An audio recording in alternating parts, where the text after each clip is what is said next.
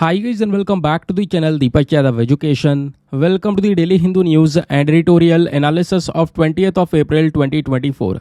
तो गाइज आज है तारीख 20 अप्रैल 2024 और है सैटरडे। देखेंगे आज के द हिंदू कंप्लीट न्यूज़पेपर को एनालाइज करेंगे। बट लेक्चर में आगे बढ़ने से पहले अगर आपको इस लेक्चर का पीडीएफ चाहिए तो क्या करना है, सबसे पहले डाउनलोड करना है टेलीग्राम, देन उसके बाद जाके सर्च बॉक्स में टाइप करना Deepak Yadav education UPSC.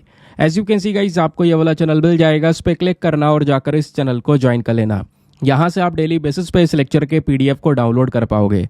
Now हमेशा की तरह हम लोग अपने लेक्चर को एक मैप के क्वेश्चन के साथ स्टार्ट करेंगे। तो आज आप सभी को मैप में जाकर देखना है लक्ष्मण तीर्थ रिवर को कहाँ पर है एग्जैक्टली लोकेटेड, इसको अच्छे से मैप में देखना। देन उसके बाद आकर नीचे कमेंट सेक्शन में टाइप करना जिससे कि आप लोग इसको लंबे समय तक याद रख पाओगे। साथ ही साथ एक क्वेश्चन सॉल्व करेंगे और अगर आप लोगों ने कल वाला वीडियो अच्छे से देखा है दोस्तों तो इस क्वेश्चन को सॉल्व कर पाओगे। बेसिकली आज हमने जो क्वेश्चन लिया है ना वो करंट अफेयर्स के ऊपर बेस्ड है। कल के लेक्चर में से यहाँ पर क्वेश्चन बनाकर आपके सामने रखा गया है, तो बहुत अच्छे से इसका आंसर सभी ने देना है। क्वेश्चन क्या बोलता है, GAIABH3 हाल ही में न्यूज़ में देखने को मिला है, ये क्या है?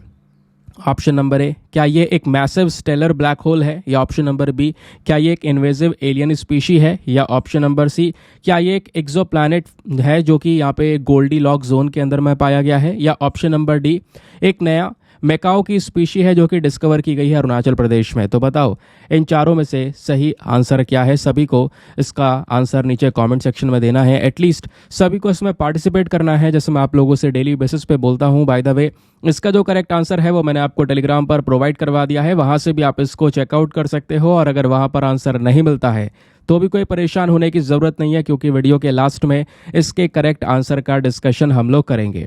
तो चलो शुभ आरंभ करते हैं और चलते हैं सबसे पहले थंबनेल वाले इंपॉर्टेंट आर्टिकल की तरफ। तो दोस्तों आज का अखबार अगर आप उठाओगे, फ्रंट पेज से देखना चालू करोगे, सारे के सारे इलेक्शंस को लेकर टॉपिक्स आपको नजर आएंगे, है ना। फ्रंट पेज पे आपको देखने को मिलेगा कहाँ पर वोटर अकाउंट कितना रहा, वोटर कितने गए, क्योंकि कल आपको पता है इलेक्शन शुरू हो चुके हैं, फेस 1 स्टार्ट हो चुका है, कई सारे लोग गए भी होंगे वोट देने के लिए।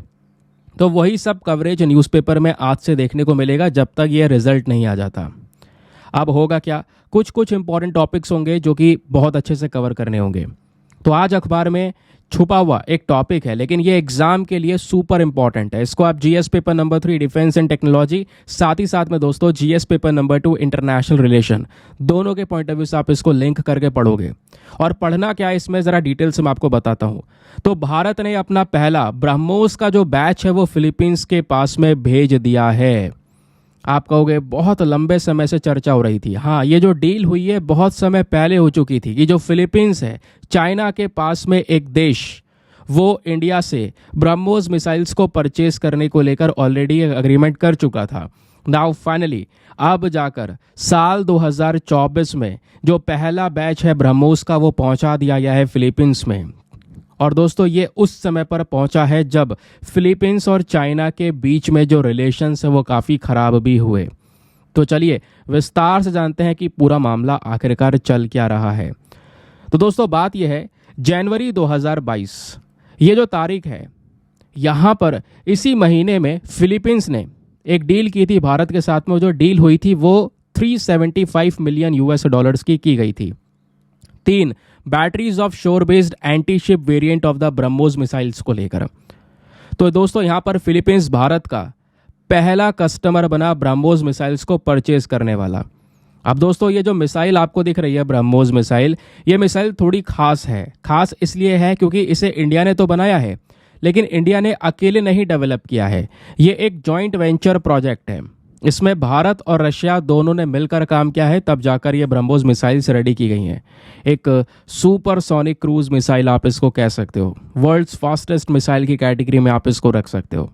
तो जो पहला बैच है दोस्तों वो अभी ट्रांसपोर्ट कर दिया गया है फिलीपींस में, और कल कह सकते हो शाम को या दोपहर तक यहाँ पर ये जो मिसाइल्स है वो फिलीपींस में पहुँच चुकी थी। और ये जो डिलीवरी हुई है, जैसे मैंने आपको बताया, ये उस समय पर हुई है जब फिलीपींस और चाइना के बीच के जो रिलेशंस हैं, जो संबंध है, वो इस समय पर बहुत ही ज़्यादा बर्बाद चल रहे हैं, स्पेशली साउथ चाइना सी को लेकर। अगर हम ये पर्टिकुलर मैप देखें दोस्तों, यहाँ पर आपको इंडिया का नॉर्थ ईस्टर्न वाला रीजन नज़र आएगा, ये म्यांमार है, ऊपर आपको चाइना नज़र आएगा। यहाँ पर ये जो पर्टिकुलर सी है इसको साउथ चाइना सी बोला जाता है, चाइना जो है इस पूरे समुद्र को क्लेम करता है, बोलता है ये पूरा मेरा हिस्सा है, चाहे इसमें जितने भी आइलैंड्स हैं वो भी हमारी टेरिटरी है, जिसको लेकर डिस्प्यूट्स रहते हैं। स्पेशली आप देख पाओगे फिलीपींस के पास में भी छोटे छोटे आइलैंड्स हैं। चाइना बोलता है हमारी टेरिटरी है, फिलीपींस बोलता है नहीं हमारी टेरिटरी है, ये हमारा रीजन है। इस तरीके का डिस्प्यूट दोस्तों यहाँ पे चाइना का कई सारी कंट्रीज़ के साथ में नज़र आता है, और ऐसे ही फिलीपींस के साथ में भी है, वियतनाम के साथ में भी है। तो वियतनाम चाइना के रिलेशंस ख़राब हैं, चाइना ताइवान के रिलेशंस बहुत ही ज़्यादा ख़राब हैं, चाइना फिलीपींस के रिलेशंस भी ख़राब है। तो आसपास के पड़ोसी देशों के साथ में संबंध खराब ही हैं। फिलीपींस आपको दोस्तों यहाँ पर ये वाला देश नज़र आएगा। तो इंडिया ने यहाँ पे क्या किया है, इन ब्रह्मोस मिसाइल्स को सीधा फिलीपींस के अंदर में भेजा है। फिलीपींस अपनी प्रोटेक्शन भी चाहता है। फिलीपींस का कहना है कि इस समय पर पिछले कुछ महीनों से साउथ चाइना सी में जो एक बवाल चल रहा है, या फिर चाइना फिलीपींस के संबंध खराब चल रहे हैं, इस केस में हमें अपना डिफेंस सेक्टर मजबूत करना होगा। और दोस्तों जब यहाँ पर इनके रिलेशंस खराब हुए थे, तो उस समय पर मार्च के महीने की बात मैं आपको बता रहा हूँ, जो हमारे एक्सटर्नल अफेयर मिनिस्टर हैं एस जयशंकर जी, वो यहाँ पर एक मीटिंग भी करते हैं फिलीपींस के डिफेंस मिनिस्टर के साथ में। और उस मीटिंग के दौरान भारत ने अपना पूरा सपोर्ट दिखाया फिलीपींस को। भाई उनकी टेरिटरी है, वो क्लेम करना उनका पूरा हक है। चाइना बीच में आएगा, ऐसे ही भारत के साथ में भी कर रहा है। अक्साई चीन का रीजन कब्जा रखा है, लद्दाख में घुसने की कोशिश करते हैं, अरुणाचल प्रदेश से घुसने की कोशिश करते हैं, अरुणाचल प्रदेश को अपना बताते हैं। ऐसे ही वो अलग अलग टेरिटरीज के साथ में खेल रहा है, अलग अलग कंट्रीज को लेकर। तो उस बेसिस पे इंडिया ने पूरा सपोर्ट किया फिलीपींस को दोस्तों। और इस पर्टिकुलर जो मीटिंग हुई थी, इस मीटिंग के अंदर में अगर आप देखोगे तो जो फिलीपींस के डिफेंस मिनिस्टर है, उन्होंने भारत का जो ये सपोर्ट था इसका पूरी तरह से स्वागत भी किया और अपनी पोजीशन को और मजबूत बताया कि हाँ भारत हमारे साथ में खड़ा है इस पर्टिकुलर सिनेरियो के अंदर में। समझ गए? अब दोस्तों बात यह है, जनवरी 2023 से लेकर 11 फरवरी 2023 के बीच में अगर हम देखें तो 21 फिलीपीन के जो नेवी पर्सनल है उनको ट्रेन भी किया गया है कि भाई ये जो मिसाइल है इसको ऑपरेट कैसे करना है, चलाना कैसे है, इसका मेंटेनेंस कैसा होगा, वो भी तो सब कुछ सिखाना पड़ेगा ना। तो वो सारी चीज़ें दोस्तों यहाँ पर सिखाकर फिलीपीन के नेवी पर्सनल को भेजा गया है। नाउ फाइनली अब यहाँ पे मिसाइल्स भी पहुँच गई हैं, यानी अब फिलीपीन ब्रह्मोस मिसाइल्स को लेकर तैयार है। और सबसे अच्छी बात यह है दोस्तों कि इंडिया से परचेज किया गया है। दूसरी बात, इसी ब्रह्मोस सिस्टम के अंदर में कुछ और कंट्रीज हैं जो अपना दिलचस्पी दिखा रही हैं, और वो कंट्रीज भी अगेन उसी रीजन से बिलोंग करने वाली, इंडोनेशिया हो गया, थाईलैंड हो गया। अब दोस्तों यहीं पर अगर आप देखोगे तो इंडोनेशिया भी यहीं पर है ना। थाईलैंड देखोगे, यहाँ पर आपको पास में थाईलैंड भी नजर आएगा। ये कंट्रीज सभी क्या कर रही हैं, ब्रह्मोस मिसाइल्स में दिलचस्पी दिखा रही हैं धीरे धीरे करके, और भी बहुत सारी ये जो मिसाइल्स हैं वो बिकने वाली हैं। अब सवाल यह है आखिरकार क्या है ये ब्रह्मोस। जैसे मैंने आपको बताया, एक जॉइंट वेंचर प्रोजेक्ट दो अलग अलग कंट्रीज के बीच का। भारत का specially DRDO, that is defence research development organisation, और रशिया का खुद का डिफेंस ऑर्गेनाइजेशन, इन दोनों ने मिलकर इस मिसाइल को तैयार किया है। और सवाल यह है कि चलो तैयार कर लिया, नाम इसका ब्रह्मोस रख दिया। ब्रह्मोस का मतलब क्या है दोस्तों? ये जो ब्रह्मोस वर्ड है ये दो नदियों के ऊपर रख कर बनाया गया है, ध्यान रखिएगा। एक नदी भारत की ब्रह्मपुत्रा है और दूसरी नदी रशिया की मॉस्कवा नदी है। तो इन दोनों नदियों के ऊपर मिलाकर ये नाम बनाया गया है ब्रह्मोस, क्योंकि ऑब्वियस सी बात है ये एक जॉइंट प्रोजेक्ट है between India and Russia. Now तो दोस्तों यहाँ पर अब बात आती है इस मिसाइल के रेंज के बारे में, इसके स्पेसिफिक फीचर्स के बारे में। तो ओरिजिनली तौर पर जब इस मिसाइल को लेकर आया गया था तो इसकी जो रेंज थी वो लगभग 290 किलोमीटर्स पर आवर के हिसाब से आपको यहाँ पर देखने को मिलेगी। बट इंडिया जो है अभी 2016 में एक कह सकते हो इस पर्टिकुलर क्लब में भी ज्वाइन हो चुका है, जिसके बेसिस पर जो हमारी रेंज है वो बढ़ चुकी है। और आज के समय पर अगर आप देखोगे 450 किलोमीटर से ज़्यादा की रेंज की ये मिसाइल है। दूसरी बात, यहाँ पे काम चल रहा है कि इस ब्रह्मोस मिसाइल की जो रेंज है उसको और ज़्यादा बढ़ाया जाए। अभी हम 600 किलोमीटर तक की जो रेंज है उसको एक्सटेंड करने के ऊपर में फोकस कर रहे हैं, और इससे भी ज़्यादा आगे और ज़्यादा किया जाएगा ताकि ब्रह्मोस मिसाइल की जो कैपेबिलिटीज़ हैं वो और ज़्यादा मजबूत होती हुई नजर आएँ। ठीक है, तो ये तो हो गया आज का हमारा न्यूज़पेपर का आर्टिकल, जिसको अलग अलग करके नोट्स के फॉर्म में जो चीज़ें अलग से समझानी थी वो भी मैंने आपको समझा दी।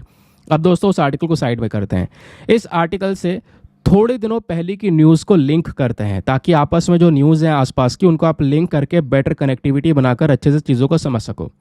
अब यहाँ पे क्या हुआ है, भारत ने ब्रह्मोस को एक्सपोर्ट किया, ठीक है, फिलीपींस को। अब दोस्तों दूसरी तरफ देखोगे हाल ही में इंडिया का जो डिफेंस एक्सपोर्ट है वो भी 2023-24 में रिकॉर्ड तोड़ सबसे हाईएस्ट लेवल पर रहा। 2023-24 के अंदर में भारत ने अभी तक का सबसे ज़्यादा डिफेंस एक्सपोर्ट किया है, लगभग 21,083 करोड़ रुपए का, जो कि बहुत बड़ा अचीवमेंट था इंडिया का। ये बात खुद हमारे डिफेंस मिनिस्टर राजनाथ सिंह जी ने अपने ट्विटर पर यहाँ पर ये मेंशन किया हुआ है। अब दोस्तों यहाँ पर डिफेंस मिनिस्टर राजनाथ सिंह जी इन सब चीज़ों को देखकर एक चीज़ के ऊपर फोकस करते हैं, वो है आत्मनिर्भर भारत। अब यहाँ पर मैं एक बात और ऐड करना चाहूँगा, जी बिल्कुल, उसको हम इग्नोर नहीं करते कि हाल ही में जो सिपरी की रिपोर्ट आई थी उसमें यह भी बताया गया था कि इंडिया अभी इंपोर्ट के मामले में भी आगे है। अभी भी हमारी जो निर्भरता है, डिपेंडेंसी है, वो कुछ कंट्रीज़ पर नज़र आती है, चाहे वो रशिया हो, चाहे वो यूएसए हो, चाहे वो फ्रांस हो, उनसे हम वेपन्स परचेज कर रहे हैं। बट सिचुएशन ये है कि पहले जैसी स्थिति नहीं है। पहले जैसे फुल डिपेंडेंसी थी वैसे डिपेंडेंसी नहीं है दोस्तों। कई सारे डिफेंस आइटम्स ऐसे हैं जो भारत खुद से यहाँ पे बना रहा है। कई सारे ऐसे डिफेंस इक्विपमेंट्स हैं जिसको हमने अलग अलग देशों से खरीदना बंद कर दिया है या बैन कर दिया है, और उसको हम इंडिया में प्रोड्यूस कर रहे हैं। और प्रोड्यूस करने के साथ साथ अपनी जो रिक्वायरमेंट है, अपनी ज़रूरत को पूरा करने के बाद में उसको एक्सपोर्ट भी कर रहे हैं। तो ये इन चीज़ों की वजह से आज के समय पर दिखाई दे रहा है कि इंडिया कहीं ना कहीं सेल्फ रिलायंट बन रहा है इस डिफेंस सेक्टर में, और सबसे बड़ा एग्जाम्पल ब्रह्मोस का आपके सामने ही नजर आया। तो दोस्तों, मिनिस्ट्री ऑफ डिफेंस ने यह भी बोला कि भारत के जो डिफेंस प्रोडक्ट्स हैं, स्पेशली जैसे लाइट कॉम्बैट एयरक्राफ्ट तेजस हो गया, light combat helicopters, aircraft carriers, ऐसे बहुत सारे और भी ऐसे डिफेंस प्रोडक्ट्स आपको देखने को मिलेंगे जिसमें दुनिया भर की कंट्रीज अपनी दिलचस्पी दिखा रही हैं। बोला यह भी गया है कि हाल ही में एक मिंट की रिपोर्ट आई है जिसमें इंडिया ने अपना खुद का बनाया हुआ जो डिफेंस प्रोडक्ट है उसको 85 से ज़्यादा देशों के अंदर में एक्सपोर्ट किया है। 100 से ज़्यादा जो कंपनियां हैं वो आज के समय पर एक्सपोर्ट कर रही हैं इन डिफेंस प्रोडक्ट्स को, और इनमें जो सबसे ज़्यादा आइटम्स बेचे जा रहे हैं अलग अलग देशों में, उनमें अगर आप देखोगे toured artillery guns, BrahMos missile, ऐसे बड़े बड़े आइटम्स भी आपको यहाँ पे नजर आएंगे। समझ गए? तो ये हो गई हमारे एक्सपोर्ट की भी बात। आई होप आपको बढ़िया तरीके से क्लैरिटी मिल चुकी है। इस पर्टिकुलर आर्टिकल का यूज़ आपका कहीं पर भी हो सकता है, किसी भी पेपर के अंदर में, इवन इंटरव्यू के अंदर भी। ठीक है, चलिए ना दोस्तों, आगे बढ़ने से पहले एक इंपॉर्टेंट इन्फॉर्मेशन, अगर आप लोग हमारे पेड ग्रुप्स को ज्वाइन करना चाहते हो तो आपके पास में बढ़िया मौका है इसको ज्वाइन करने का। यहाँ पर आपको डेली बेसिस पे करंट नोट्स के PDF वगैरह प्रोवाइड करवाए जाते हैं। फॉर एग्जांपल, जैसा आपने देखा ये हमने आर्टिकल डिस्कस किए, इन आर्टिकल में जो पीछे का बैकग्राउंड डेटा है दोस्तों, ये आपके न्यूज़पेपर में प्रेजेंट नहीं है, तो इनके प्रॉपर नोट्स बनाकर आपको यहाँ पर दिए जाते हैं। प्रिंटेड फॉर्म में आपको दोस्तों एक रेडीमेड नोट्स मिल जाते हैं, जिसकी वजह से आपका टाइम जो है वो बच जाता है, ज़्यादा वेस्ट नहीं होगा, लिखना वगैरह नहीं पड़ेगा, वो उसमें एक हेल्प मिल जाएगी। दूसरी बात दोस्तों, ये जो PDF होती हैं हिंदी और इंग्लिश दोनों भाषाओं में होती हैं। तीसरी बात, यहाँ पर जितनी भी PDF हैं सारी सिक्योर हैं, डेट वाइज पड़ी हुई हैं, क्योंकि बात हो रही है UPSC के करंट अफेयर्स की, तो बात यहाँ पे 2, 4, 6 महीने की नहीं है।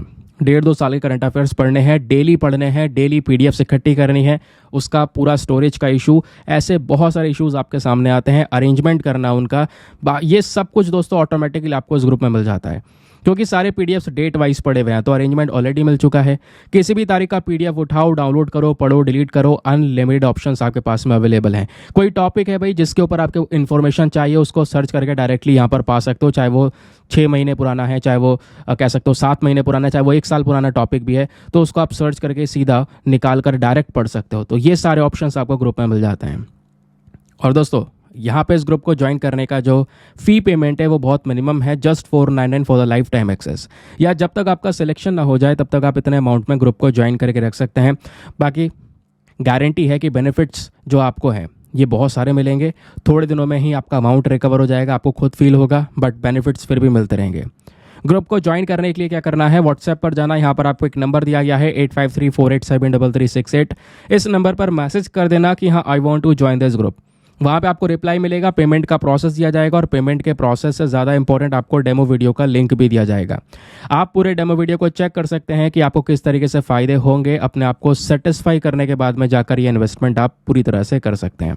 बाकी दोस्तों, मेक श्योर क्या कीजिए, प्लीज़ वीडियो पे जो लाइक का बटन है यार उसको प्रेस कर दिया करो। 5000 लाइक्स का हमारा टारगेट है जिसको आप अचीव करवा सकते हैं। चलिए आते हैं अगले इंपॉर्टेंट आर्टिकल पर। ये जो टॉपिक है वो GS paper number 3 science and technology plus environment के पॉइंट ऑफ व्यू से भी इंपॉर्टेंट है। द हिंदू में पब्लिश हुआ है कि भाई ब्राज़ील के अंदर में एक मेंढक पाया गया है, जो मेंढक चिल्लाता तो बहुत तेज़ है लेकिन इंसानों को सुनाई नहीं देता। ये केवल अपनी ज़िंदगी बचाने के लिए चिल्लाता है। अच्छा, ये चीज़ें क्या हैं, क्या पब्लिश हुई हैं, ज़रा आओ मैं आपको डिटेल से बताता हूँ। क्वेश्चन भी बनते हैं ऐसे टॉपिक को लेकर, जैसे ओरेंगेटून को लेकर अब इस बार क्वेश्चन बन गया था। बहुत सारे एक बार मतलब एनवायरमेंट को लेकर सवाल बन गया था। जैसे मैंने बोला 2023 का प्रीलिम्स का पेपर इतना कठिन था, काफ़ी सारी डिटेल से चीज़ें पूछी गई थी, इतनी गहराई से पूछी गई थी, वो कवर करना पड़ता आपको। और इस वजह से आपकी बार की कट ऑफ भी आपको पता है बहुत ज़्यादा कम आई। अभी तक की सबसे कम कट ऑफ यहाँ पे मैं अपने हिसाब से देख रहा हूँ, जो आपकी बार कट ऑफ आई थी यूपीएससी की। समझ गए क्यों? क्योंकि पेपर टिपिकल था, वो डिफ़िकल्ट था तो सभी लोगों के लिए था। समझ गए? तो इस वजह से बेसिक बेसिक चीज़ें भी पता होनी चाहिए। आजकल क्या हो रहा है ना, यूपीएससी प्रीलिम्स के अंदर में ऐसा मतलब इन डेप्थ चीज़ें पूछ रहा है कि एक बच्चा, उसको बहुत गहराई से हर एक चीज़ पता हो, उसको फैक्ट्स पता हो प्लस कॉन्सेप्ट्स पता हो, हर एक चीज़ क्लियर करके यहाँ पर वो बैठे एग्जामिनेशन के अंदर में, वो चीज़ यहाँ पे यूपीएससी मांग रहा है। और कहीं ना कहीं यहाँ पर रट्टाफिकेशन भी इसमें इंक्लूड कर दिया। 2023 के पेपर में आपको देखोगे तो आपको तुक्का भी लगाना आना चाहिए और लक फैक्टर भी काफ़ी ज़्यादा था, क्योंकि भाई काफ़ी सारे लोग ऐसे उन्होंने तुक्के लगाए होंगे जिसके बेसिस पर क्लियर हो सकता है, क्योंकि स्टेटमेंट अब की बार बड़े अजीब थे। मैं ये सारी चीज़ें पहले डिस्कस कर चुका वीडियो में जब मैंने एनालिसिस किया था। ठीक है, खैर एनीवे टाइम वेस्ट नहीं करते हैं, डायरेक्टली आर्टिकल पर आते हैं। यहाँ पे बात हो रही है एक फ्रॉग के बारे में जिसका नाम है लीफ लेटर फ्रॉग। तो दोस्तों, हाल ही में जो हमारे साइंटिस्ट्स हैं उन्होंने ये पाया कि जो ये वाला मेंढक है ये अल्ट्रासोनिक साउंड्स को प्रोड्यूस करता है, एक आवाज़ निकालता है अल्ट्रासोनिक साउंड्स, जो कि इंसानों को सुनाई नहीं देती, बट जो दूसरे जानवर इसको खाने आ रहे होते हैं वो डर जाते हैं उस आवाज़ से। ठीक है, जो इसके प्रीडेटर हैं, दूसरे जानवर इसको जो खाने आएंगे वो डर जाएंगे इसकी आवाज़ से, भाग जाएंगे, ये अपनी ज़िंदगी बचा पाएगा। यही कॉन्सेप्ट है इस पर्टिकुलर लीफ लेटर फ्रॉग का। तो बहुत ज़्यादा मात्रा में पाई जाने वाले यहाँ पर ये फ्रॉग की स्पीशी है, जो कि जंगलों में खासकर पाई जाती है, और ये अपनी इस प्रकार की जो चीख होती है उसको as a survival strategy use करता है, अपने आप को बचाने के लिए एज अ रणनीति के तौर पर इस्तेमाल करता है। हैबिटेट की बात करेंगे तो जो हमारे जंगल हैं, प्राइमरी सेकेंडरी फॉरेस्ट, उसमें रहना इसको ज़्यादा पसंद है। अपीयरेंस अगर आप देखोगे कैसा दिखाई देता है, साइज़ में छोटा सा है। ठीक है, उसके अलावा इसमें जो फीमेल की स्पीशीज़ होती हैं उसका साइज़ बड़ा होता है। ठीक है, फीमेल वाली स्पीशी का साइज़ बड़ा होता है, मेल वाले का छोटा। उसके अलावा साइज़ अगर आप देखोगे तो लगभग 64 मिलीमीटर के आसपास, यानी 2.5 इंचेस, 2.5 इंच के आसपास यहाँ पर इनकी लेंथ होती है। इस तरीके से अगर हम देखें तो डिस्ट्रीब्यूशन की बात करेंगे तो ये जो मेंढक है दोस्तों, ये ज़्यादातर ब्राज़ीलियन एटलांटिक रेन फॉरेस्ट में आपको नजर आएगा। अब आता है सबसे इंपॉर्टेंट पॉइंट, इसका कंजर्वेशन स्टेटस। एग्जामिनेशन में क्वेश्चन अगर बना कहीं इस टॉपिक से तो डायरेक्टली आपसे कंजर्वेशन स्टेटस पूछ लिया जाएगा। तो पता होना चाहिए इस फ्रॉग का कंजर्वेशन स्टेटस IUCN के अंदर में लीस्ट कंसर्न कैटेगरी में है, यानी कि अच्छी खासी जो इसकी संख्या है वो आज के समय पर अवेलेबल है। अब बात आती है कि ये कौन सी वेव्स प्रोड्यूस करता है? अल्ट्रासोनिक वेव्स प्रोड्यूस करता है दोस्तों। ठीक है, ये साउंड वेव्स आपको देखने को मिलती हैं, जो कि कहीं ना कहीं अगर आप देखोगे इनकी जो फ्रीक्वेंसीज होती हैं बहुत ज़्यादा हाई होती हैं, बहुत ज़्यादा हाई फ्रीक्वेंसीज, जिसकी वजह से जो ये वेव्स हैं नॉर्मल तरीके से जो एक इंसान है उसके थ्रू नहीं सुनाई देती। समझ गए? ये बात यहाँ पर क्लियर हो जानी चाहिए। चलिए आगे आते हैं। नाउ एक और मोस्ट इंपॉर्टेंट टॉपिक, इस टॉपिक को हम GS paper number 1 geography, GS paper number 3 environment दोनों के साथ में लिंक करेंगे। अगेन द हिंदू के एक्सप्लेनर सेक्शन के अंदर में आर्टिकल पब्लिश्ड है। बात हो रही है इंडिया के हीट एक्शन प्लान्स के बारे में।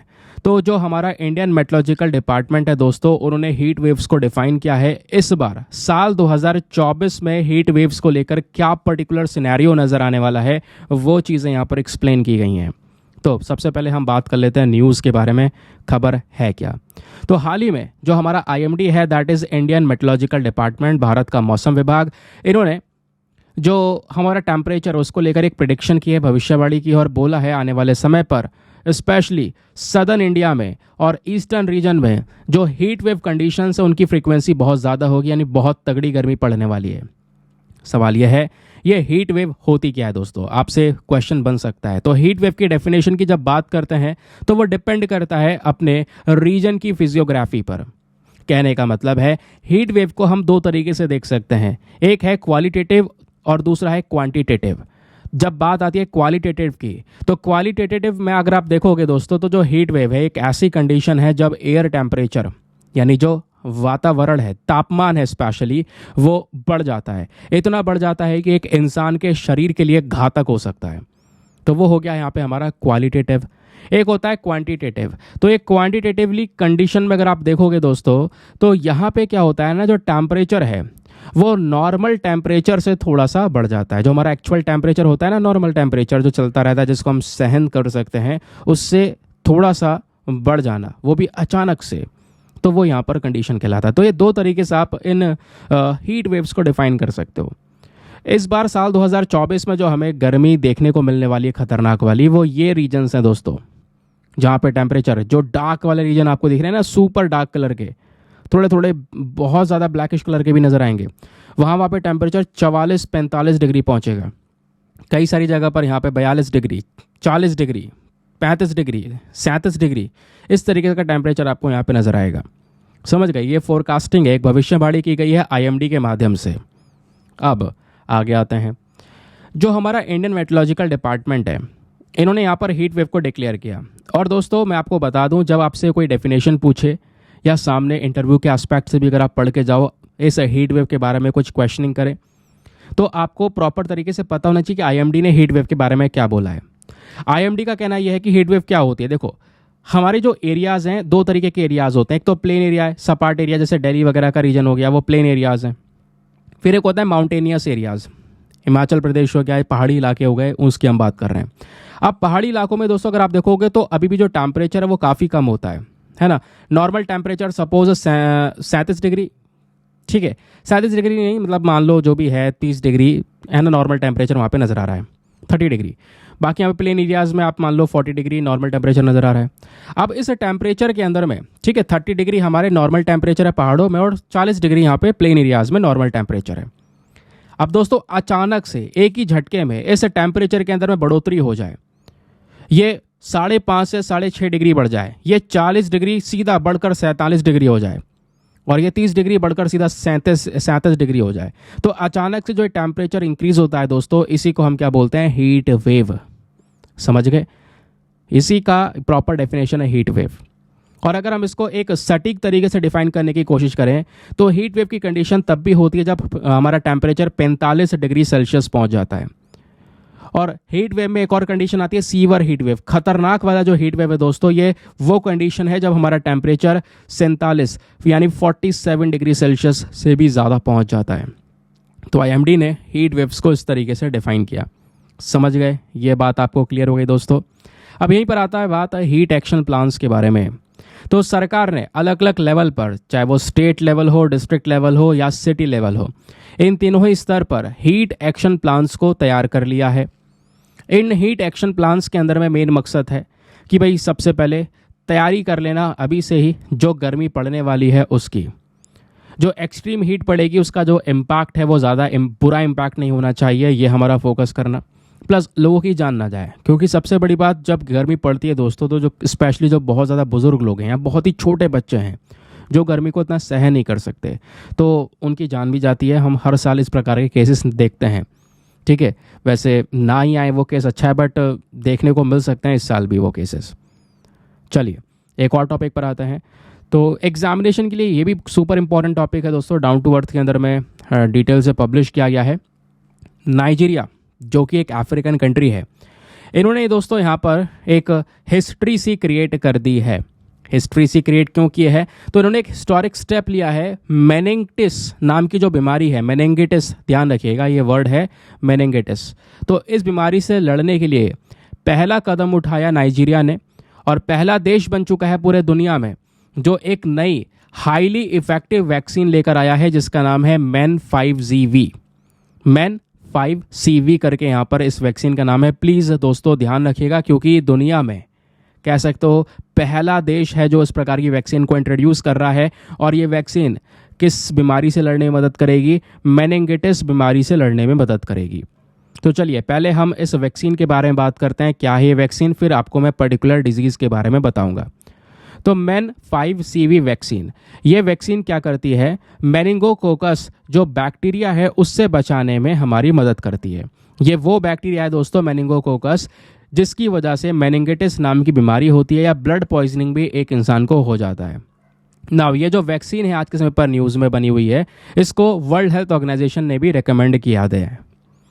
फंडिंग की बात करेंगे तो दोस्तों ये जो वैक्सीन और इमरजेंसी वैक्सीनेशन एक्टिविटीज़ है, इनको फंड मिला है गावी के माध्यम से। गावी जो कि एक वैक्सीन अलायंस है, एक पर्टिकुलर ग्रुप है जो वैक्सीन डेवलपमेंट के ऊपर काम करता है। नाउ आप बात करते हैं, चलो वैक्सीन का नाम ध्यान रखिएगा क्योंकि क्वेश्चन बन सकता है भैया मैन 5CV वैक्सीन हाल ही में न्यूज़ में थी, ये वैक्सीन कौन सी बीमारी के लिए? ठीक है, तो वो है बीमारी मेनिंगिटिस। अब ये मेनिंगिटिस को लेकर कुछ इंपॉर्टेंट तथ्य पता होना चाहिए, स्पेशली फॉर द प्रीलिम्स। ये क्या है? एक सीरियस इन्फेक्शन, एक ऐसा इन्फेक्शन जिसकी वजह से जो हमारे ब्रेन के अंदर में मेनिंगिस नाम का दोस्तों यहाँ पर एक मेम्ब्रेन है, उसके अंदर में सूजन क्रिएट कर देता है। ये आप देख पा रहे हो, ब्रेन है, ये नॉर्मल मेनिंगिस है। उसके अलावा जो इन्फेक्टेड मेनिंगिस है वो आपको ये देखने को मिलेगा, इसमें इन्फेक्शन हो चुका है जिसकी वजह से इसमें सूजन आ गई है। ठीक है, अब ये वो एरिया है जो हमारे ब्रेन की सुरक्षा करता है, दिमाग की सुरक्षा करता है, स्पाइनल कॉर्ड को प्रोटेक्ट करता है। बट अब यही कमज़ोर हो चुका है तो ब्रेन की प्रोटेक्शन भी प्रॉपर तरीके से नहीं हो पाएगी। समझ गए? अब दोस्तों यहाँ पे जो ये मेनिंगिटिस नाम की बीमारी है, इसके पीछे मल्टीपल कॉजेज हैं, कई सारे कारण हैं। वायरस की वजह से भी हो सकता है, बैक्टीरिया की वजह से भी हो सकता है, फंगस की वजह से भी हो सकता है, या पैरासिटिक पैथोजेंस की वजह से भी हो सकता है। इसमें जो बैक्टीरियल मेनिंगिटिस है ये होता है मेनिंगोकोकस बैक्टीरिया की वजह से। इसी बैक्टीरिया को ख़त्म करने के लिए अभी नाइजीरिया ने वैक्सीन तैयार किया। यही वाला जो बैक्टीरिया है दोस्तों, ये अफ्रीका में फैला हुआ है जिसकी वजह से बीमारियां होती हैं और एक इंसान की जान भी जा सकती है कुछ ही घंटों के अंदर अंदर। सवाल यह है कि अगर ये बीमारी किसी को होती है तो इसमें क्या लक्षण दिखाई पड़ते हैं? सिम्टम्स में अगर हम देखेंगे तो सबसे पहला लक्षण है सर में बहुत तेज़ दर्द होना, बुखार होना, है ना, ये यहाँ पर इसके मेन लक्षण हो गए। बाकी अगर आप देखोगे तो अफ्रीका के अंदर में 26 देश ऐसे हैं जो कि लाइन से आपको देखने को मिलेंगे जिसमें ये प्रॉब्लम बहुत ज़्यादा फैली हुई है।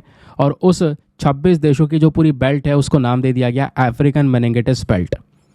ठीक है, जो कि यहाँ पर पूरे अफ्रीका के कॉन्टिनेंट में फैली हुई है। उसमें नाइजीरिया भी प्रेजेंट है, बट नाइजीरिया आज ये काम कर रहा है ताकि इसको बचाया जा सके। चलिए, एक और डिजीज़ के बारे में यहाँ पर डिस्कशन किया गया है। अगेन डाउन टू अर्थ का एक रेलिवेंट आर्टिकल है। एक इंसान जिसको बंदर ने काटा और उसकी वजह से उस इंसान में बहुत खतरनाक जो वायरस, स्पेशली जो बी वायरस दोस्तों, वो यहाँ पर फैलता हुआ नजर आया। ठीक है, तो एक इंसान को बंदर के वजह से वायरस फैल गया है। बहुत रेयर केस यहाँ पे नज़र आता है बी वायरस का, तो बहुत ही ज़्यादा रेयर केसेस, मतलब आपको लंबे समय से ऐसे न्यूज़ नहीं मिलेगी, तो इसलिए एग्जामिनेशन के लिए ऑब्वियसली रेलिवेंट भी है। तो चलिए जानते हैं इसको डिटेल से। एक 47 साल के बुज़ुर्ग आदमी जिनको एक बंदर ने घायल कर दिया हांगकांग में, जंगली बंदर ने, और उसकी वजह से यहाँ पर वो इंसान बी वायरस से आज के समय पर सफ़र कर रहा है। ये बी वायरस क्या है दोस्तों? ये बी वायरस है अल्फा हेरपेस वायरस एंजोटिक। ठीक है, ये बंदरों में देखने को मिलता है। ये बी वायरस जो यहाँ पर ओल्ड वर्ल्ड मंकीज है दोस्तों, उनके अंदर में पाया जाता है। और इसको इस वजह से हर्पेस बी वायरस या मैकेकाइन हर्पेस वायरस 1 के नाम से भी जानते हैं, क्योंकि ये वो वायरस है जो मैकाओ बंदर हैं स्पेशली उनके अंदर में देखने को मिलता है। ठीक है, बाकी अगर आप दोस्तों देखोगे ये जो वायरस है अगर एक इंसान में पहुंचे तो इसकी वजह से सबसे पहले उसके ब्रेन पे असर होगा, उसके न्यूरोलॉजिकल कॉम्प्लिकेशन स्टार्ट हो जाएंगे, है ना। साथ ही साथ में एंसेफेलाइटिस हो सकता है। अगेन वही बात है, एंसेफेलाइटिस को यहाँ पर बोलते हैं जब दिमाग में सूजन होने लगेगी इस बीमारी की वजह से। सवाल है इसका ट्रांसमिशन, क्या ये वायरस जो है एक इंसान से दूसरे इंसान में फैल सकता है? तो दोस्तों ऐसा बहुत कम केसेस होते हैं। अभी तक केवल एक ही केस ऐसा आया है जहाँ पर इंसान से इंसान में फैला हो, अदरवाइज ऐसे केसेस का भी रिकॉर्ड होते हुए नज़र नहीं आए। तो एक बहुत ही ज़्यादा रेयर कंडीशन हमको ये नज़र आती है। बाकी इसके सिम्टम्स यानी लक्षण की बात करेंगे तो ये जो इन्फेक्शन दोस्तों अगर ह्यूमंस में होता है तो बहुत ही घातक है। सबसे पहले यहाँ पर भी सर में दर्द होना स्पेशली, उसके बाद ब्रेन में कन्फ्यूजन्स क्रिएट हो जाना, ब्रेन कंट्रोल में ना हो पाना, और सीधा उसके बाद मृत्यु हो जाना एक इंसान की। इसमें ये हैं खतरनाक वाले लक्षण। बाकी कुछ कॉमन लक्षण भी नज़र आते हैं इस इन्फेक्शन के दौरान, जैसे बुखार, सर में दर्द, है ना, अगेन ब्रेन में कन्फ्यूजन्स होना, ये सारी चीज़ें यहाँ पर क्रिएट होती हुई नज़र आती हैं। प्रॉब्लम यहाँ पर यह है कि जो ये इन्फेक्शन है, इस इन्फेक्शन के जो लक्षण है दोस्तों वो 2 से 30 दिनों के अंदर में यहाँ पर डेवलप करने शुरू होते हैं। 2 दिन भी लग सकते हैं, 30 दिन भी लग सकते हैं, जिसकी वजह से प्रॉब्लम्स काफ़ी ज़्यादा बढ़ जाती हैं। एक इंसान धीरे धीरे करके कन्फ्यूजन के साथ साथ उसको दिखाई देना बंद हो जाता है, ट्रबल्स में फंस जाता है, मसल्स बहुत ज़्यादा यहाँ पर कमज़ोर हो जाती हैं। सवाल यह है इसका ट्रीटमेंट क्या है। वैसे आज के समय पर कोई भी प्रॉपर वैक्सीन अवेलेबल नहीं है जो इंसान को इस बी वायरस इन्फेक्शन से बचा सके। तो हम लोग देखते हैं कि आगे यहाँ पर उन इंसान के साथ क्या होता है जो कि अभी के समय पर न्यूज़ में बने हुए हैं बी वायरस इन्फेक्शन की वजह से। समझ गए। चलिए एक और इम्पॉर्टेंट आर्टिकल, इसको हम जीएस पेपर नंबर 1 हिस्ट्री के पॉइंट ऑफ व्यू से लिंक करेंगे। 3 नई आर्कियोलॉजिकल साइट्स डिस्कवर की गई हैं तेलंगाना के अंदर में, ध्यान रखिएगा दोस्तों। और उन तीनों साइट्स का जो एक इम्पॉर्टेंट रिलेशन है वो है आयरन एज के साथ में। आपने पढ़ा होगा ना, stone age, bronze age, iron age. तो ये जो आयरन एज है इसके बारे में आज हम बात करने वाला है, तो हिस्ट्री का एक इम्पॉर्टेंट पोर्शन भी आपका कवर होगा। तो जो आर्कियोलॉजिस्ट की टीम है उन्होंने यहाँ पर क्लेम किया है कि इन्होंने डिस्कवर किए हैं कुछ इंपॉर्टेंट साइट स्पेशली तेलंगाना के अंदर में, जो कि वो जो साइट है दोस्तों वो आयरन एज की बिलोंग करती हैं। आयरन एज का सीधा सीधा संबंध यहाँ पे उन साइट से नज़र आया है। तो डायरेक्टली इस न्यूज़ को छोड़ो और एग्जामिनेशन में जो पूछा जाएगा इंपॉर्टेंट पॉइंट उस पर आओ। ये जो आयरन एज है इस एग्जैक्टली क्या है ज़रा इसके बारे में पता होना चाहिए। तो दोस्तों आयरन एज वो पीरियड था मानव इतिहास का जो शुरू हुआ था 1200 बीसी में, 1200 बीसी से लेकर 600 बीसी के समय पर। ये डिपेंड करता है जगह जगह पर, ठीक है। तो हमने स्टोन एज भी देखा था, ब्रॉन्ज एज भी देखा था, उसके बाद यहाँ पर आयरन एज भी हमने देखा। तो जो आयरन एज है ये एग्जिस्ट करता था अफ्रीका, यूरोप के अंदर में, एशिया के अंदर में अपने प्री हिस्टोरिक टाइम्स में। ये अमेरिका में नहीं नज़र आया बट वो अफ्रीका, यूरोप और एशिया में देखने को मिला। अब ये आयरन एज क्यों कहलाता है? इतिहास में जैसे जैसे लोग बढ़ रहे थे, पहले उन्होंने पत्थरों से अपने हथियार बनाने शुरू करे, फिर उसके बाद में ब्रॉन्ज मिला उन्हें, देन उसके बाद में लोहा इस्तेमाल करना शुरू किया। तो लोगों ने यहाँ पर आयरन डिस्कवर कर लिया था इस समय पर।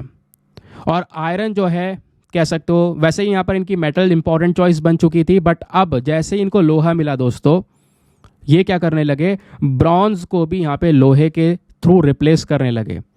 ठीक है, लोहे का ज़्यादा इस्तेमाल यहाँ पे इन्होंने शुरू कर दिया। लोगों की ज़िंदगी में एक बहुत बड़ा बदलाव आने लगा इस लोहे की वजह से। जो आयरन वर्क है दोस्तों ये सबसे पहले शुरू हुआ टर्की के अंदर में, फिर धीरे धीरे बाकी यूरोपियन कंट्रीज़ में फैलता चला गया। लोग यहाँ पे आयरन, इसी लोहे का इस्तेमाल कर रहे थे मजबूत हथियार बनाने के लिए, ठीक है, मजबूत और भी टूल्स बनाने के लिए जिससे किसानी वगैरह आसान से कर सकें। जो फार्मर्स है वो एक आयरन प्लो का इस्तेमाल करते थे आयरन एज में, ताकि यहाँ पर जो अपने फील्ड्स वगैरह हैं, जो एग्रीकल्चर है वो दोस्तों अच्छे से कर सकें। तो यहाँ पर यह बोला गया कि लकड़ी या फिर जो ब्रॉन्ज था उससे बेटर तरीके से काम कर रहा था आयरन। साथ ही साथ में उसी आयरन, उसी लोहे से यहाँ पर उन्होंने स्वॉर्ड्स यानी कि जो तलवारें हैं वो बनानी शुरू की। दूसरे और वेपन्स दोस्तों यहाँ पर बनाने शुरू किए, ऐसा यहाँ पर मेंशन किया जा रहा है। जो बड़ी बड़ी आर्मीज थी, सोल्जर्स थे, वो यहाँ पर इसी लोहे के जो हथियार हैं उसको कैरी करने लगे। जो वेपन्स थे दोस्तों वो बनाए जा रहे थे, हथियार बन रहे थे, आर्मी को सौंपे जा रहे थे ताकि आर्मी और मजबूत हो जाए, उसको कोई हरा ना सके। जो आर्मीज हैं वो एक जगह से दूसरी जगह पर ट्रैवल भी कर रही थी, जो किंग्स हैं, बाकी सारे दूसरे रूलर हैं, उनको पावर भी मिल रही थी। तो आयरन का एक इम्पॉर्टेंट रोल वहाँ पे नज़र आता है। प्लस दूसरे और भी टेक्नोलॉजी यहाँ पर इसी आयरन एज में बढ़ती हुई नज़र आ रही थी। जैसे जो लोग हैं बड़े बड़े किले बना रहे थे, पुल बनते चले रहे थे, मटके बन रहे थे, कुछ कढ़ाई बुनाई का काम हो रहा था। जो इंसान है वो बड़े गहरे गहरे गड्ढे कर रहे थे, खनन कर रहे थे, जिसके तहत यहाँ पर जो सॉल्ट है, जो नमक है वो ढूंढा गया, इंपॉर्टेंट मिनरल्स यहाँ पर खोजे गए। तो इस तरीके से दोस्तों आयरन एज में ये सारा काम हो रहा था। अब बात यह है आयरन एज का अंत कैसे हुआ। तो जैसे मैंने बोला आयरन एज प्री हिस्ट्री का पार्ट है, इतिहास से पहले का यहाँ पर हिस्सा है आयरन एज की जब हम लोग बात करते हैं, है ना। मतलब रिकॉर्डिंग, जो राइटिंग वाली बात हो रही है ना। तो मतलब लिखित में जो है बेसिकली उसकी यहाँ पे बात हो रही है। तो बेसिकली यहाँ पर जब इंसानों ने लिखना शुरू किया उन सब चीज़ों के बारे में, है ना, जब से यहाँ पर इतिहास लिखा गया पूरा का पूरा, अगर आप देखोगे उससे पहले का समय ये था। और जब इंसानों ने लिखना यहाँ पर शुरू कर दिया था, राइटिंग यहाँ पर स्टार्ट हो चुकी थी, राइटिंग फैल चुकी थी, तब यहाँ पर दोस्तों आयरन एज समाप्त हो गया था। यही बात यहाँ पर बताई जा रही है। बाकी आयरन का इंपॉर्टेंट रोल है, आज भी इंपॉर्टेंट रोल है, आप देख पाओगे अलग जगह पर आयरन का यूज़ किया जाता है। नाउ दोस्तों साइंस का एक इंपॉर्टेंट आर्टिकल पब्लिश हुआ है। अगेन साइंस का है तो जीएस पेपर नंबर 3 साइंस के पॉइंट ऑफ व्यू से आप लिंक कर पाओगे। तो न्यूज़ क्या है, एक फिजिस्ट है, वो जो फिजिस्ट हैं उन्होंने हाल ही में एक जो आइडिया है उसको यहाँ पे प्रपोज किया है कि जो हमारा यूनिवर्स है वो हमारा पूरा का पूरा जो ब्रह्मांड, पूरा यूनिवर्स डोमिनेट किया जा रहा है किसके थ्रू, टैक्योन्स के थ्रू, टैक्योन्स के थ्रू। एक हाइपोथेटिकल काइंड ऑफ पार्टिकल, एक पार्टिकल जो कि हमारी लाइट से ज़्यादा तेज ट्रैवल कर रहा है, लाइट से ज़्यादा तेज़ी से यहाँ पर बढ़ रहा है या मूव कर रहा है, उसके माध्यम से पूरा यूनिवर्स डोमिनेट करता है। ऐसा यहाँ पर एक छोटा सा आइडिया जो है प्रपोज किया गया, जिस वजह से ये जो टैक्योन्स हैं वो हाल ही में न्यूज़ में आ गए। तो क्वेश्चन बन सकता है डेफिनेटली, तो टैक्योन्स के बारे में पता भी होना चाहिए। टैक्योन्स क्या है? हाइपोथेटिकल सब एटॉमिक पार्टिकल हैं जो कि लाइट की स्पीड से ज़्यादा तेज मूव करते हैं। लाइट की स्पीड आपको पता ही है, उससे ज़्यादा तेज मूव करने वाले पार्टिकल्स हैं ये। जो ये टर्म है टैक्योन, ये सबसे पहली बार एक जो फिजिस्ट थे जेराल्ड फेनबर्ग, इन्होंने दिया था 1967 के अंदर में। अब दोस्तों टैक्योन के साथ साथ एक और पार्टिकल है जिसका नाम है ब्रैडियन। टैक्योन ब्रैडियन दोनों अलग अलग हैं। ब्रैडियन वो पार्टिकल है जो लाइट की स्पीड से कम, ध्यान रखिएगा, लाइट की स्पीड से कम गति से ट्रैवल करता है, जबकि टैक्योन जो है लाइट की स्पीड से ज़्यादा तेज ट्रैवल करता है। जो ये ब्रैडियन है दोस्तों, ये बाकी सारे काफ़ी फेमिलियर है, प्रोटॉन, इलेक्ट्रॉन, न्यूट्रॉन, इन सब से, जबकि टैक्योन्स को देखोगे तो टैक्योन्स अभी तक सही से ऑब्जर्व नहीं करे गए। ये भी बात यहाँ पर बताई जा रही है। जो टैक्योन्स है दोस्तों, यहाँ पे अगर आप देखोगे तो इनका एक इमेजिनरी मास यहाँ पे बनाया गया है, ठीक है। यहाँ पे बोला जाता है इनका जो मास है वो नेगेटिव वैल्यू में है, जिसके बेसिस पर ये बहुत तेज़ी से ट्रैवल कर पाते हैं, लाइट से ज़्यादा तेज़ी से ट्रैवल कर पाते हैं, है ना। और फिज़िक्स के जो हमारे नियम है वो भी वॉयलेट नहीं हो पाते। तो आज के समय पर टैक्योन्स को और बेहतर तरीके से अंडरस्टैंड किया जा रहा है, समझा जा रहा है, ऐसा यहाँ पे बोला गया। टैक्योन्स जो है ये धीरे हो जाते हैं जब इनको एनर्जी गेन होती है, ठीक है। उसके अलावा मतलब जब एनर्जी गेन होगी तब ये स्लो डाउन हो जाएंगे, और जब यहाँ पर एनर्जी लॉस्ट हो जाएगी तब ये एक्सेलरेट करेंगे, आगे बढ़ेंगे, तेज़ हो जाएंगे, ठीक है। बाकी यहाँ पर दोस्तों कुछ एक्सपेरिमेंट्स करे गए टैक्योन्स को लेकर। टैक्योन्स को खोजने के लिए डिटेक्टर बनाया गया। तो एक डिटेक्टर है, नाम ध्यान रखिएगा, सेरेनकोव डिटेक्टर। क्वेश्चन आपसे बन सकता है कि सेरेनकोव डिटेक्टर हाल ही में न्यूज़ में था, ये किस चीज़ के लिए इस्तेमाल किया जाता है? तो टैक्योन्स को डिटेक्ट करने के लिए इस्तेमाल किया जाता है। फिर एक क्वेश्चन बन सकता है, टैक्योन्स हाल ही में न्यूज़ में था, क्या है ये? तो टैक्योन्स दोस्तों यहाँ पर एक हाइपोथेटिकल सब एटॉमिक पार्टिकल है जो स्पीड ऑफ लाइट से तेज मूव करता है। बाकी ब्रैडियन क्या है? ब्रैडियन भी एक पार्टिकल है बट स्पीड ऑफ लाइट से कम तेज़ी से यहाँ पर ट्रैवल करता है। दोनों के बीच में एक छोटा सा डिफरेंस है जिसको आप ध्यान में रख सकते हैं, ठीक है। चलिए एक और न्यूज़ आर्टिकल पर आते हैं। ये बेसिकली हमारा एडिटोरियल है, ठीक है, आपको पता होगा। तो आज के न्यूज़पेपर में 2 एडिटोरियल हैं वैसे इंपॉर्टेंट, क्योंकि सैटरडे में ऑलरेडी एडिटोरियल कम आते हैं, आपको पता होगा।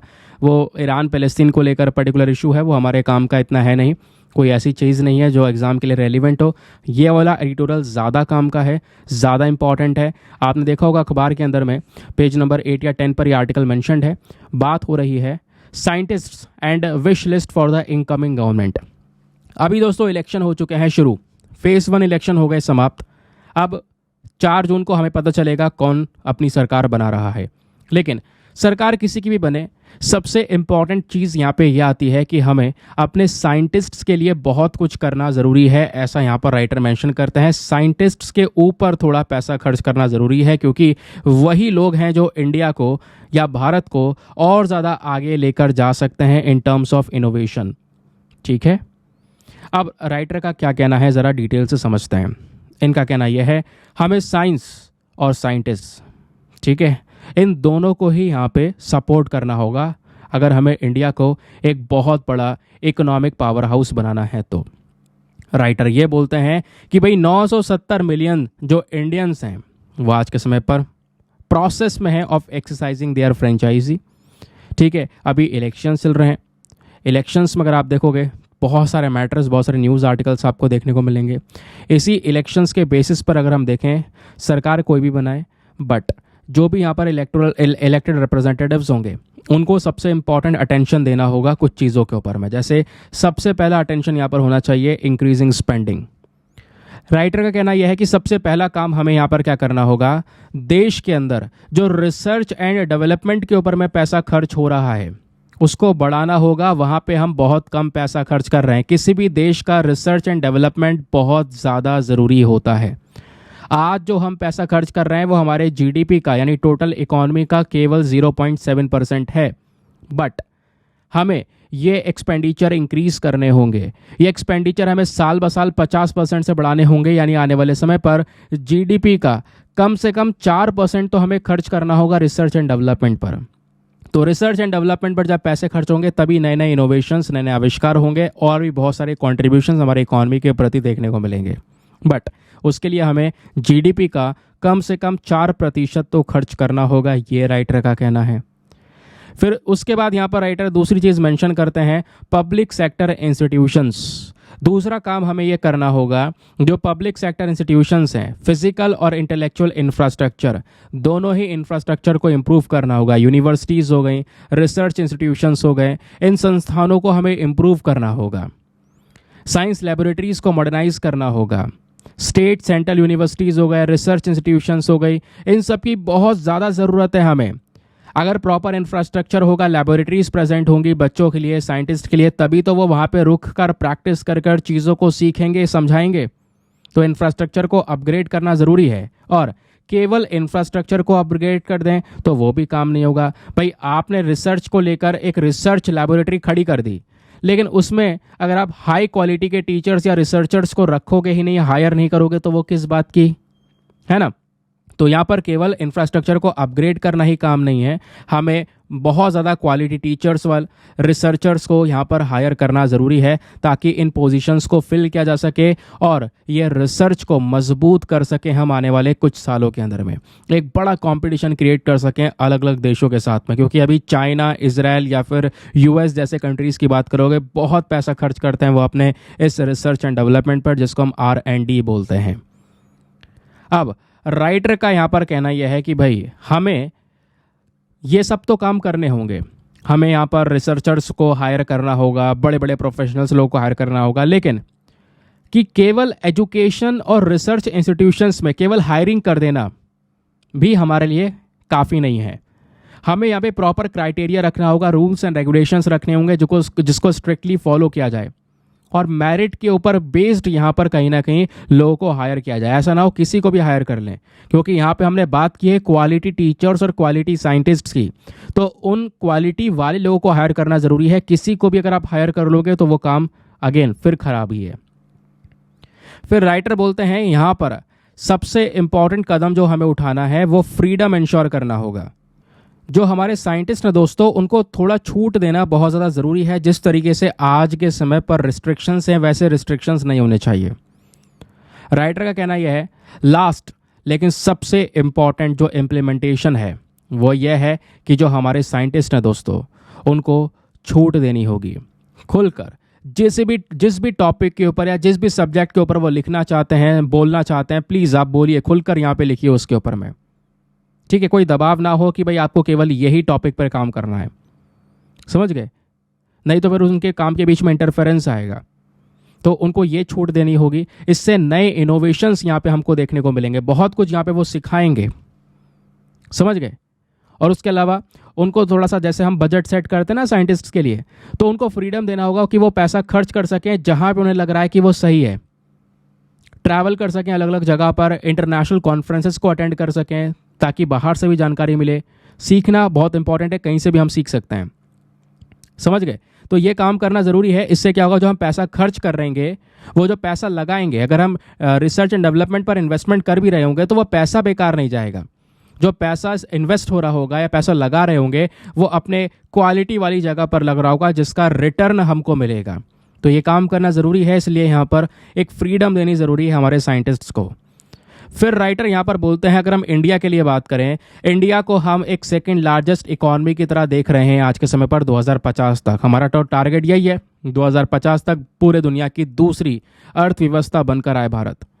तो जो हमारी गवर्नमेंट है, उनको सबसे पहले अपने साइंस और साइंटिस्ट्स, इन दोनों ही वर्ड्स के ऊपर में ध्यान रखना होगा। एक कंप्लीट फ्रीडम देना ज़रूरी है, ठीक है। इनको बाकी ब्यूरोक्रेटिक और एडमिनिस्ट्रेटिव प्रोसेस से दूर रखना ज़रूरी है ना। उसके अलावा हमारे रिसर्चर्स को सपोर्ट करना ज़रूरी है कि वो वेल्थ और जॉब्स भी क्रिएट कर सकें नए नए इनोवेशंस के माध्यम से, एंटरप्रेन्योरशिप के माध्यम से, समझ गए। तो जो साइंटिस्ट हैं आज के समय पर, जो थोड़े नंबर में आपको साइंटिस्ट नज़र आते हैं, ये एक इम्पॉर्टेंट ब्लॉक है हमारे देश के लिए। तो इनको लेकर अगर आज नहीं सोचते हैं, तो डेफिनेटली आप जो बड़ा सपना लेकर चल रहे हो कि हाँ इंडिया को एज एक बहुत बड़ी इकॉनमी क्रिएट करेंगे, तो वो भी सपना अधूरा रह जाएगा। क्योंकि किसी भी पर्टिकुलर देश के लिए जो आविष्कार हैं, इनोवेशन है, वो बहुत ही ज़्यादा ज़रूरी और बहुत ही ज़्यादा मायने रखते हैं दोस्तों। वो यहाँ पर राइटर ने मेंशन किया। आई होप आपको बढ़िया तरीके से क्लैरिटी मिल चुकी है क्या क्या चीज़ें यहाँ पर इनके थ्रू बोली जा रही है। पूरा का पूरा ट्यूटोरियल मैंने यहाँ पे लगा दिया है और हर एक चीज़ मैंने आपको बेहतरीन तरीके से समझाने की कोशिश की है। नाउ लास्ट में आते हैं अपने क्वेश्चन के ऊपर में। जैसे स्टार्टिंग में मैंने आपको एक प्रैक्टिस क्वेश्चन दिया था ना कि GAIA BH3 हाल ही में न्यूज़ में है, ये क्या है स्पेशली। तो दोस्तों इसका सही उत्तर है ऑप्शन नंबर ए, एक मैसिव स्टेलर ब्लैक होल है। ध्यान रखिएगा, कल मैंने आपको पढ़ाया था जो स्टेलर ब्लैक होल होते हैं और सुपर मैसिव ब्लैक होल होते हैं, दोनों के बीच में फ़र्क होता है। अच्छा, क्या आप लोग नीचे कमेंट सेक्शन में मुझे प्लीज़ बताओगे आखिरकार कौन सा फ़र्क होता है स्टेलर ब्लैक होल और सुपर मैसिव ब्लैक होल के बीच में? इनके बीच के डिफरेंस को प्लीज़ नीचे कमेंट सेक्शन में लिखिए, सभी लोग लिखिए, कल हम लोगों ने यहाँ पर पढ़ा था, याद होगा। ठीक है, नाउ आज के सेशन में बस इतना ही, मिलते हैं आपसे अगले वीडियो में। आज के लिए bye bye, have a nice day, thank you and जय हिंद।